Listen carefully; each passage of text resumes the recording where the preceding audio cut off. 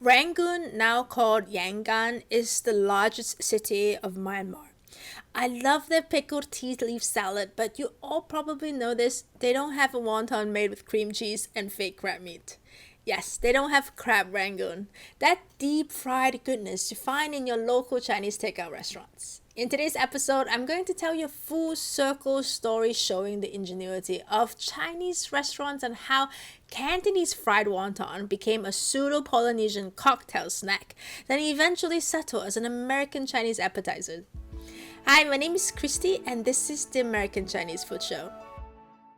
Victor Bergeron, the founder of the famous tiki chain Trader Vic's, is usually credited to be the inventor of crab rangoon. Bergeron opened a saloon called Hanky Dinks in Oakland, California in 1934. It got renamed to Trader Vic's and started selling food 3 years later. According to an Atlas Obscura interview with Vic's granddaughter, the first menu was heavily influenced by someone named Joe Young, a Chinese-American barback who worked there.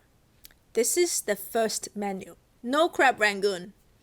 But hey, the next menu kinda did. Not as crab rangoon, but wonton. Crisp ravioli with fresh tomato sauce. We can date this menu to 1940 because it is exactly the same as the Honolulu menu, which was opened in 1940. But Bergeron sold his interest to the co-owner only a few months after opening. The newer Honolulu menus, though keeping the Trader Vic's name, no longer include the Oakland location on the front page. A Trader Vic's Oakland menu in the late 40s tells us what the filling is for this wonton dish. Finely chopped meat wrapped in tiny squares of noodle paste, fried crisp in peanut oil, and served with a tantalizing sweet and sour sauce.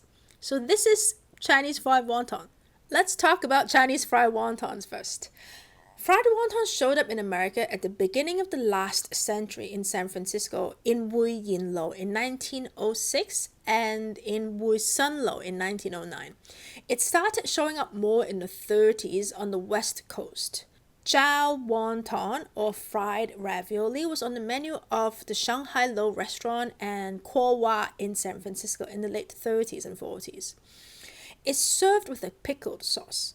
We see fried ravioli with a sweet and sour sauce in Los Angeles, like in Su Chow Cafe in 1936, at the Grandview Gardens in the 1940s, and the dish became popular enough to headline an advertisement for Mi Fong Lo in Pasadena in 1937.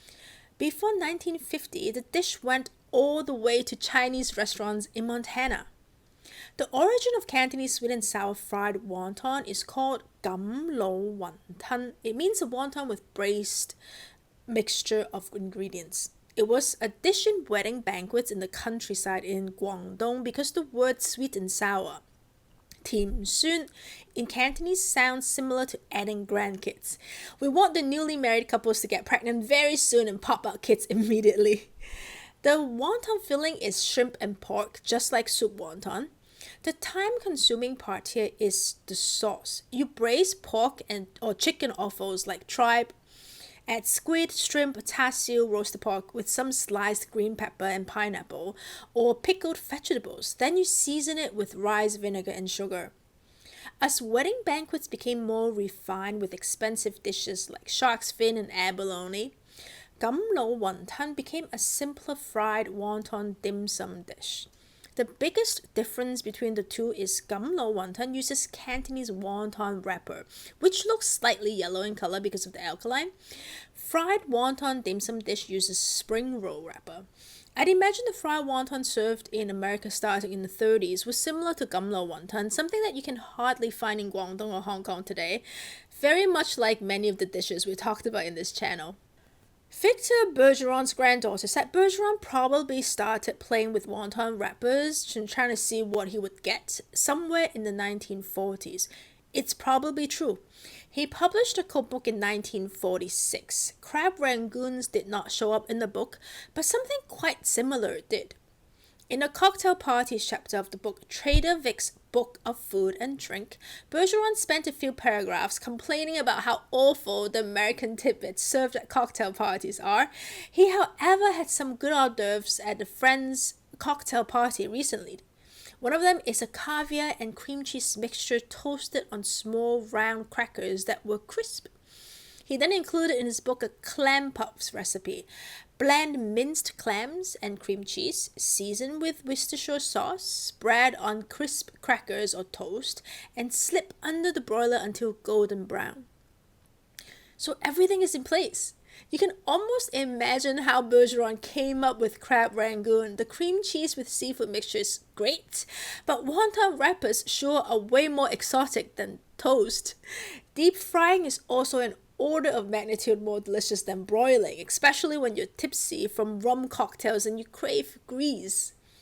And he already knew exactly the sauce people could dip them in, the same sweet and sour one for fried shrimp, something he served at his restaurants already.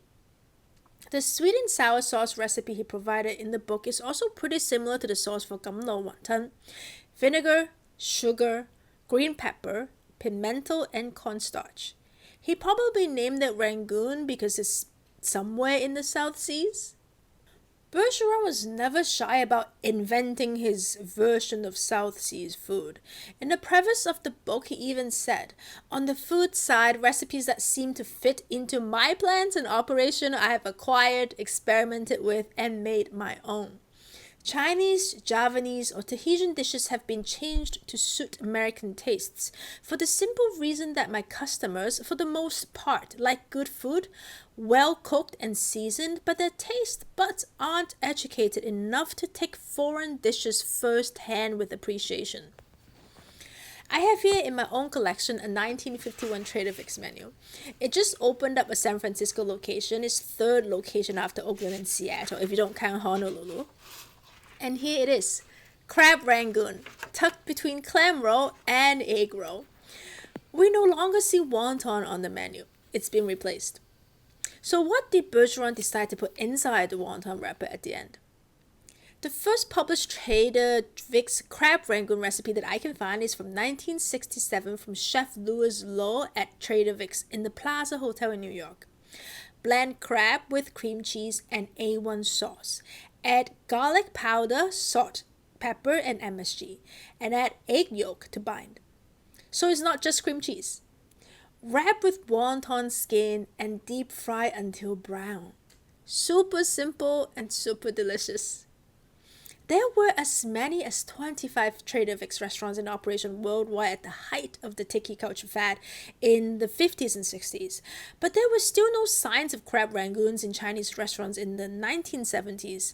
Even for restaurants that were already serving pupu platter and dishes like rumaki, chopped chicken liver and water chestnut wrapped in bacon, another Bergeron invention. But by the 1980s, we slowly saw them popping up as fried crab imperial, crab meat rangoon, crab puffs. In the 90s, Chinese restaurants all over the country, much like the House of Tang in Connecticut in this commercial, put crab rangoon in the menu along with a hodgepodge of tiki and Mandarin influenced dishes like flaming cocktails, pupu platter, and Mongolian barbecue. Today, crab rangoons in Chinese restaurants, especially takeout restaurants, are made with imitation crab meat from pollock. Invented actually not that long ago, in the 1970s in Japan. It still does not have a consistent name. Depending on who was asked to write or translate the menu, we've seen names like crab rangoons, crab puffs, crab ango. It actually somewhat makes sense here because it's called hai go in Cantonese, a corner made with crab. So it's technically an angle. It's pretty clear most of the people who make crab rangoons today don't have a clue who Victor Bergeron is. Fried wontons now coexist with crab rangoons as two different appetizers. Victor, Chinese people are not gonna let you just disappear out fried wontons. Some restaurants even added another appetizer called fried crab stick, probably because people really like that imitation crab. Chinese restaurants in America are sometimes so much about that, giving people what they want. Well, that's it for this episode. We will have a taste test episode for crab rangoons coming up soon. If you like our content, subscribe to our channel. See you soon.